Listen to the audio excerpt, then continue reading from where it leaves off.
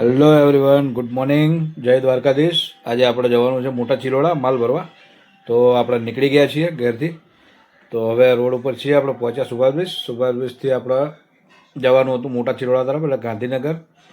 તો ગિફ્ટ સિટીનું થોડું આપણે લોકેશન લઈ લીધું છે. પહોંચી ગયા આપણે ગિફ્ટ સિટીથી આપણે અંદરવાળો રોડ પકડવાનો હતો, એટલે ગિફ્ટ સિટી થઈ અને આપણે નીકળવાનું હતું મોટા ચિલોડા. જોઈ લો, આપણે હાઈવે પકડી લીધો હતો ઘા. હવે પહોંચી ગયા આપણે મોટા ચિલોડાથી અંદર એક ગામ છે, મતલબ 1-2 કિલોમીટર અંદર જ છે. ત્યાંથી આપણે સાઈડ પરથી માલ ભરવાનો હતો. સાઈડ તમને બતાવી દઉં, જોઈ લો. હજુ કામ ચાલુ છે, નવી સાઈડ બને છે, પણ લાગે છે કેવું લોકેશન એકદમ ખંડેર જેવું.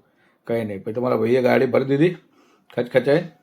જો ચડી ગયા આપણે ઉપર, ગાડી જોરદાર ભરી છે. કેમ કે માલ થોડો વધારે હતો, ભાઈને કંઈક કામ બંધ થઈ ગયું હતું કે ખબર નહીં સાઈડનું. તો માલ ઉતારેલો બધો પાછો લઈ જવાનો હતો. મને કે માલ ભરી આવો, લઈ જવાનો હતો રીકોટિંગ કરવા. આપણે જવાનું હતું અહીંયા મેમકો 4 રસ્તા. એટલે માલ આપણો ગાડીમાં ભરાઈ ગયો છે.